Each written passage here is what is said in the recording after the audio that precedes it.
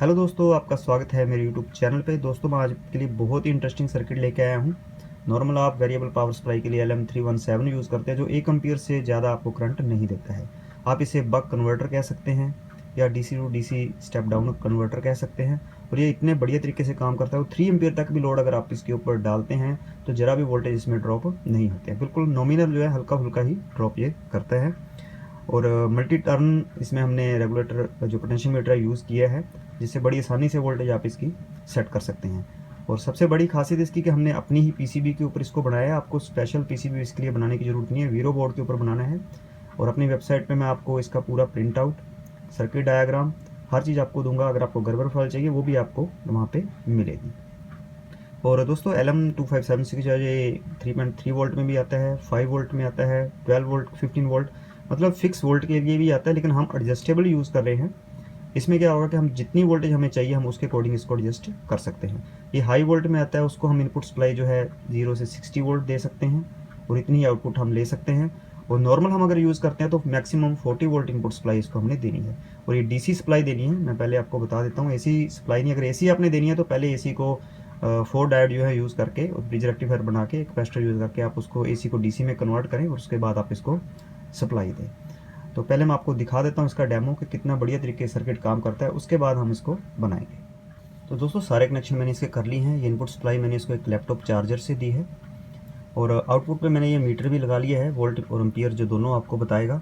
तो इसके कनेक्शन अगर आपको नहीं आते, इस पर ऑलरेडी मैंने एक वीडियो बनाई हुई है। अब मैं लिंक आपको डिस्क्रिप्शन में भी दे दूँगा और आई बटन में भी दे दूँगा, आप ये वीडियो को देख सकते हैं। और ये हमारी आउटपुट है। अभी आउटपुट ये शो कर रहा है 1.21। एक बार मैं आपको दूसरे मल्टीमीटर में भी दिखा देता हूँ आउटपुट इसकी चेक करके, इनपुट भी और आउटपुट भी। 19.7 यानी कि 19.5 वोल्ट का वो हमारा जो चार्जर होता है, लैपटॉप चार्जर लगभग, तो वही दिखा रहा है ये इनपुट। और आउटपुट पे हम चेक कर लेते हैं 1.23 और ये हमारा दिखा रहा है 1.21। तो हल्का सा डिफरेंस मीटर में आ सकता है, ये कोई बड़ी बात नहीं है। तो अभी मैं एक बार इसको आपको जो इसकी सप्लाई है वो चेंज करके दिखाता हूँ वेरिएबल। और ये पोटेंशियल मीटर आपने ये वाला ही यूज़ करना है, मल्टी टर्न, क्योंकि इसमें आपके सेटिंग करनी काफ़ी जो है आपके लिए इजी हो जाती है। तो मिनिमम 1.2 है और मैक्सिमम जो हमने इनपुट सप्लाई इसको दिया हल्की फुल्की उससे कम आएगी, जैसे कि 19.7 वो दिखा रहा था। तो मैक्सिमम जो वोल्टेज है इसकी 19.5 19.4 के आसपास आपको मिलेगी। और इसका जो आउटपुट करंट है वो 3 एम्पीयर है, जो ऑलरेडी मैंने आपको बताया है। तो 19.4 मैक्सिमम आउटपुट ये है। तो हम इसकी एम्पीयर चेक करने के लिए एक बार मैं इसको 12 वोल्ट पे सेट कर लेता हूँ, क्योंकि हमारे पास एक 12 वोल्ट का बल्ब है हाई एम्पीयर का, वो हम इस पर चेक करेंगे। इसके सबसे बड़ी खासियत इस सर्किट की क्या है कि वोल्टेज जो है इसमें बहुत ही कम ड्रॉप होते हैं, कितना भी लोड हम इसके ऊपर डालें। चलिए 12.2 पे ही सेट कर लेते हैं इसको। एक बल्ब मैं आपको दिखाता हूँ, अगर आप देख पाएँ तो ये 12 वोल्ट और 50 वाट का बल्ब है। 12 वोल्ट और 50 वाट। तो अगर हम वाट को वोल्ट से डिवाइड करें तो इसके एम्पीयर आ जाते हैं। लगभग 4 एम्पीयर के आसपास इसका लोड है, हल्का सा उससे ज़्यादा ही। हालांकि ये 3 एम्पीयर का, लेकिन फिर भी मैं 4 एम्पीयर के लोड के साथ आपको इसको ये यूज़ करके दिखाता हूँ। और आप एम्पीयर यहाँ चेक कर लें और वोल्टेज भी देख लें कितनी ड्रॉप होती है।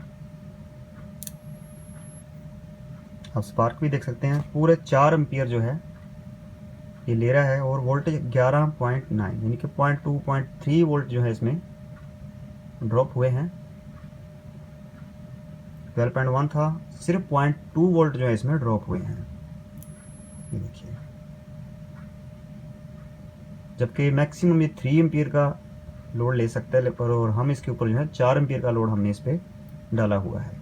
और आप इसके साथ हीट सिंक का जो है ज़रूर यूज़ करें, हल्का हल्का ये जैसे हीट हुआ है, क्योंकि 4 एम्पीयर का लोड हमने इस पर डाला है। और 3 एम्पीयर तक ये इतना बढ़िया काम करेगा, आपको लॉन्ग टर्म में भी अगर आप चला रहे हैं लॉन्ग टाइम के अकॉर्डिंग भी, तो भी इसमें कोई भी दिक्कत नहीं आने वाली है। तो चलिए पहले मेरी वेबसाइट पे चलते हैं, जहाँ मैं आपको इसका पूरा सर्किट डायग्राम है जो आपको समझाता हूँ, जिससे आपको हर चीज़ जो है क्लियर हो जाएगी। तो दोस्तों ये मेरी वेबसाइट है etscircuits.com।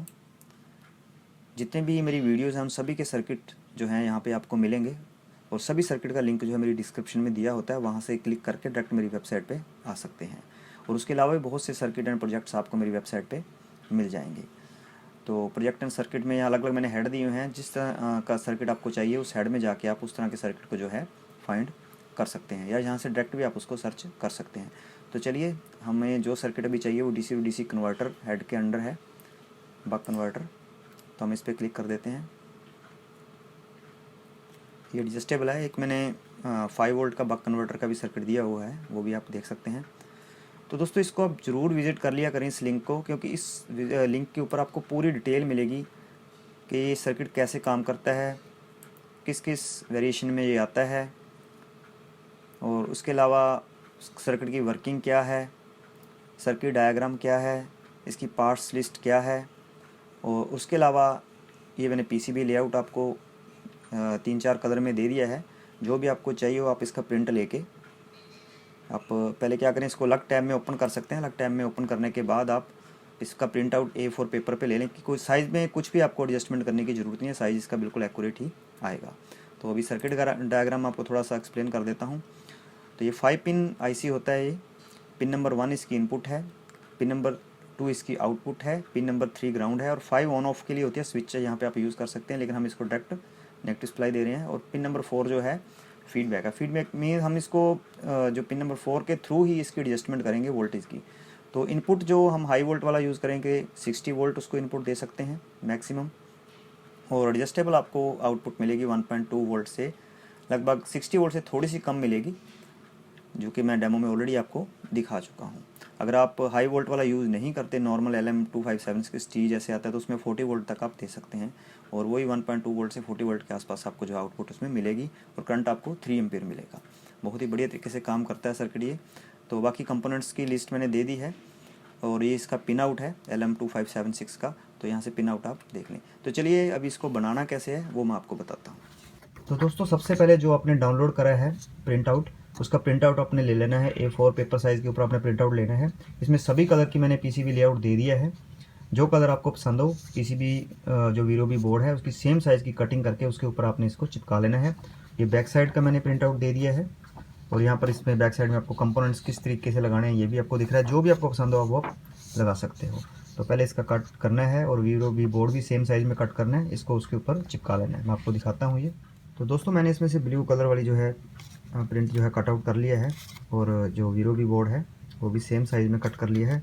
इसको इसके ऊपर चिपकाने के बाद जितने भी होल हैं वो हम कर लेंगे, और उसके बाद जो है बैक साइड से इसकी कनेक्टिविटी जो है करेंगे। 1 बाय 1 जो है पार्ट्स इसमें डालते जाएंगे।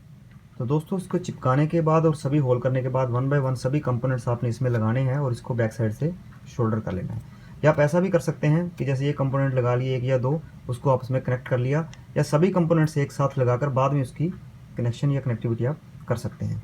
और ये जो जगह हमने छोड़ी है ये इस तरह के इंडक्टर के लिए है। ये 330 UH है, जबकि हमें यहाँ पर 150 या 100 UH की इंडक्टर जो है लगानी है। तो यहाँ पर ये जगह मैंने छोड़ी हुई है, लेकिन ये 3 एम्पीयर में मेरे को नहीं मिली, लेकिन ऑनलाइन अवेलेबल है, आप ले सकते हैं। मैं अभी इस तरह की इंडक्टर इसमें यूज़ कर रहा हूँ। 100 UH की इंडक्टर है ये 3 एम्पीयर की। तो यहाँ पर इसको सिर्फ अपने 2 होल कर लेने हैं, और सेम इसी जगह के ऊपर अपने इस इंडक्टर को सेम तरीके से कनेक्शन जो है आपने कर लेने हैं। और मैं पहले अभी सभी कंपोनेंट्स इसमें डाल लेता हूँ, उसके बाद इसके मैं कनेक्शन जो है करूँगा, कनेक्टिविटी जो है बाद में करूँगा। तो दोस्तों, बहुत जल्दी मेरी वीडियो इंडक्टर के ऊपर मैं वीडियो बनाने वाला हूँ। बहुत ही दोस्तों ने मुझे कमेंट किया है कि सर इंडक्टर नहीं मिलता या बहुत ही कॉस्टली है, आप हमें बताएं कि हम किस तरीके से इसको घर पे बनाएं। तो बहुत जल्दी मैं इसके ऊपर जो है वीडियो बनाऊंगा। अगर आपको ये वीडियो चाहिए तो प्लीज़ कमेंट में मुझे लिखें कि इंडक्टर के ऊपर आप वीडियो बनाएं, तो बहुत जल्दी मैं इसके ऊपर वीडियो बनाऊँगा। तो चलिए, सभी कंपोनेंट्स पहले डालता हूँ, फिर आपको मैं बैक साइड से दिखाता हूँ। तो दोस्तों, सभी कंपोनेंट्स मैंने डाल लिए हैं, आप देख सकते हैं, और बैक साइड से जो है मैंने इनको शोल्डर कर लिया है। सिर्फ जो रजिस्टर वगैरह है और कैपेसिटर इसकी वायर लंबी थी तो मैंने आप इसमें थोड़ी अटैच करी है। तो अब जैसे जैसे इसके कनेक्शन थे, जैसे इसमें दिखाया हुआ है, उस तरीके से हम सभी कंपोनेंट्स जो आपस में कनेक्ट कर लेंगे। तो पूरे कनेक्ट करने के बाद बैक साइड से मैं आपको ये दिखा रहा हूँ कि किस तरीके से हमने इसको कनेक्ट करना है। दोस्तों, कनेक्टिविटी आप देख सकते हैं, इस तरीके से मैं कर रहा हूँ। एक कनेक्शन मैं आपको करके दिखा देता हूँ कि किस तरीके से मैं कनेक्शन करता हूँ। एक बार ये वायर जो है पतली पतली वायर लगने के बाद उसके बाद शोल्डर को अपने साथ में रखना है, और यहाँ पर पूरे पेस्ट लगा लेनी है। और इस तरीके से आपने शोल्डरिंग आयरन को जो है चलाते जाना है। जैसे जैसे आप उस पर लगाते जाएंगे लाइन आपकी जो है बनती चली जाएगी। बस ख्याल रखें कि इधर उधर कहीं भी वो चीज़ टच जो ना हो। बस इस पीसीबी में आपको ये फ़ायदा हो जाता है इस तरीके से डिज़ाइनिंग करने में कि आपके लिए कनेक्शन करना बहुत ही ईजी हो जाता है। देखिए आप इस तरीके से जो है हम जो है लाइन जो है बनाते चले जाते हैं।